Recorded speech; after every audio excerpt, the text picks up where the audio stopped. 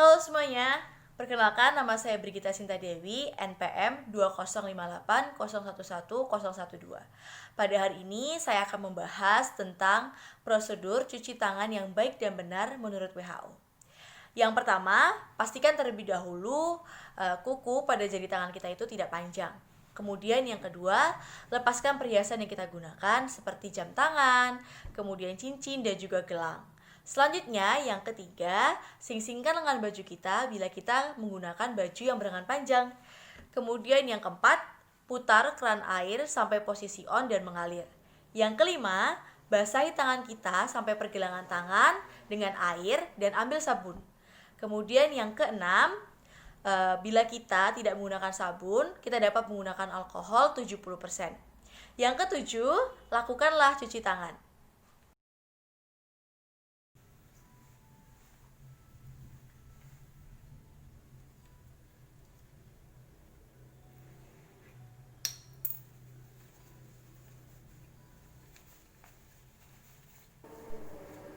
Enam langkah melakukan metode cuci tangan yang baik dan benar. 1. Telapak tangan kanan dengan telapak tangan kiri digosok dengan sabun. 2. Telapak tangan kanan di atas punggung tangan kiri dan telapak tangan kiri di atas punggung tangan kanan.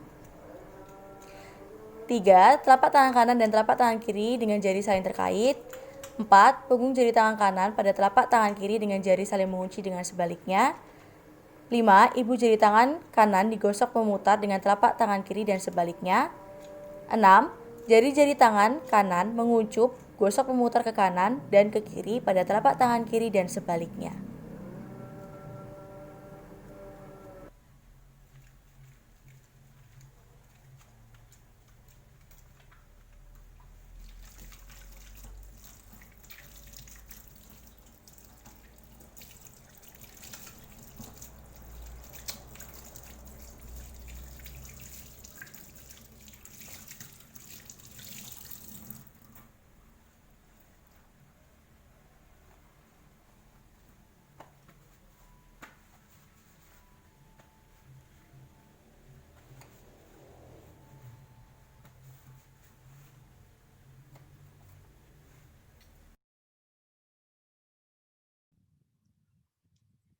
Baik, izin memperkenalkan diri. Perkenalkan, nama saya Brigita Sinta Dewi dengan NPM 205801102. Pada hari ini, saya akan membahas tentang pengenalan alat bedah minor. Jadi, di sini yang pertama, alat bedah minor itu ada nut folder. Di sini sering disebut juga sebagai pemegang jarum atau juga needle holder, yang memiliki fungsi sebagai pemegang jarum jahit maupun penyimpulan benang. Selanjutnya di sini ada gunting atau gunting diseksi. Di sini dia memiliki dua tipe, yaitu tipe Mayo dan juga tipe Mitzenbaum. Di sini dia memiliki fungsi di mana fungsinya adalah untuk membuka jaringan, kemudian juga sebagai membebaskan tumor kecil dari jaringan-jaringan sekitar, kemudian untuk mengeksplorasi maupun juga merapikan luka yang ada. Selanjutnya di sini ada gunting benang. Nah, gunting benang sendiri itu memiliki dua macam. Yang pertama itu ada yang bengkok dan juga ada yang lurus. Nah, kalau fungsinya sendiri itu untuk memotong benang operasi dan juga merapikan luka yang ada. Selanjutnya, kita akan membahas tentang gunting perban maupun pembalut. Di sini dia memiliki fungsi untuk menggunting plester ataupun pembalut. Selanjutnya, di sini kita akan membahas tentang pisau bedah. Nah, di dalam pisau bedah sendiri itu memiliki dua bagian penting, yaitu yang pertama ada gagang dan terus juga ada mata pisau. Nah, dua nomor gagang pisau yang sering dipakai itu adalah gagang nomor 4 untuk mata pisau yang besar dan juga gagang nomor 3 itu untuk mata pisau yang kecil. Fungsinya sendiri dari pisau bedah ini adalah untuk menyayat berbagai organ yang ada, organ-organ tubuh seperti itu. Kemudian di sini ada klem. Di sini klem itu terdapat 6. Jadi yang pertama itu ada klem arteri pin. Di sini dia itu bentuknya ada yang lurus dan juga ada yang bengkok. Nah, fungsinya sendiri itu adalah untuk hemostasis, terutama untuk jaringan yang tipis dan juga lunak seperti itu. Terus yang kedua itu yang kedua itu ada clean cocker, di mana dia itu bentuknya ada yang lurus dan juga ada yang bengkok. Nah, ini tuh terbanding terbalik dengan klaim yang pertama tadi, di mana di sini itu bukan untuk hemostasis, tetapi untuk menjepit jaringan yang ada. Kemudian yang ketiga ada klaim muscoito. Di sini, ini ada klaim muscoito. Di sini dia itu sama dengan klaim yang nomor pertama, tetapi di sini ukurannya itu jauh lebih kecil seperti itu. Jadi fungsinya itu untuk hemostasis, terutama untuk jaringan yang tipis dan juga lunak. Selanjutnya, yang nomor 4 itu ada Klim Ellis, di mana fungsinya itu untuk menjepit jaringan-jaringan yang halus seperti tumor, seperti itu kan. Kemudian juga ada Klim Babcock. Di sini fungsinya untuk menjepit tumor yang agak besar dan juga tuh rapuh begitu. Terus selanjutnya yang terakhir itu ada tall clamp. Di sini itu fungsinya untuk menjepit kain-kain operasi seperti itu. Kemudian ada retractor. Di sini itu retractornya dibagi menjadi dua. Ada retractor Legenbeck dan juga retractor Volkaman. Di sini yang pertama itu fungsinya untuk menguak luka. Jadi untuk menguak luka seperti itu. Kemudian yang kedua ini sama untuk menguak luka juga. Namun dia mempunyai 2 gigi, yaitu gigi itu ada 3 dan 4. 2 gigi itu ukurannya untuk ukuran luka kecil dan 4 itu untuk luka besar seperti itu. Kemudian ada pinset.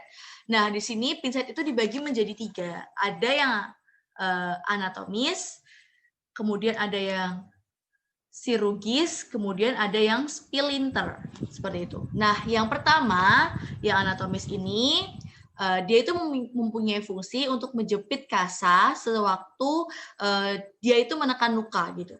Nah, kemudian yang kedua itu untuk menjepit jaringan-jaringan yang tipis dan juga lunak. Nah, yang kemudian yang kedua ini, dia memiliki fungsi untuk menjepit jaringan pada waktu diseksi dan juga menjahit pada luka seperti itu. Kemudian yang ketiga atau splinter ini fungsinya itu untuk mencegah adanya overlapping seperti itu. Kemudian selanjutnya kita akan membahas tentang Discam aneurysm needle. Di sini dia memiliki fungsi untuk mengangkut pembuluh darah yang besar seperti itu. Jadi seperti ini gambarnya. Kemudian selanjutnya itu ada wound current. Nah, di sini wound current itu memiliki fungsi itu untuk menggerakkan luka kotor dan juga untuk menggeruk luka kotor dan juga menggeluk ulkus koronis seperti itu. Jadi fungsinya untuk menggeruk kayak gitu. Terus ada korentang. Nah, ini korentang. Jadi korentang di sini itu fungsinya adalah untuk mengambil bahan-bahan atau hal-hal yang steril seperti itu. Contohnya seperti mengambil sebuah kasa, kemudian juga mengambil sebuah jas operasi, kemudian doek, dan juga leken steril seperti itu. Kemudian di sini ada jarum bedah. Nah, seperti ini ya jarum bedah itu. Jarum bedah sendiri itu memiliki fungsi untuk mengantarkan benang pada saat melakukan penjahitan luka pada saat operasi. Kemudian selanjutnya di sini itu ada benang bedah. Jadi seperti ini ya benang bedahnya itu. Nah, benang bedah sendiri itu fungsinya untuk mengikat pembuluh darah dan juga menyatukan atau juga mengikat jaringan-jaringan yang ada seperti itu. Nah, selanjutnya kita masuk pada sarung tangan operasi. Jadi Seorang dokter atau perawat maupun juga tim bagian operasi biasanya itu menggunakan sarung tangan agar pada saat operasi itu steril. Jadi alat-alat yang dipegang steril seperti itu. Nah, jadi di sini tuh fungsinya agar tidak menghindari ketidaksterilan pada saat operasi. Nah, sarung tangan ini sendiri itu terbuat dari karet tipis, namun dia itu juga kuat seperti itu. Dan yang terakhir itu ada kasa hidrofil. Nah, di sini kasa hidrofil itu biasanya berfungsi untuk menyerap darah yang keluar dari bekas luka itu tadi, terus juga untuk menutup luka, kemudian juga untuk menyerap sebuah sekret dan cairan-cairan yang lainnya, seperti itu. Jadi, ini saja yang dapat saya sampaikan dari pembahasan kita hari ini tentang alat-alat bedah minor. Terima kasih.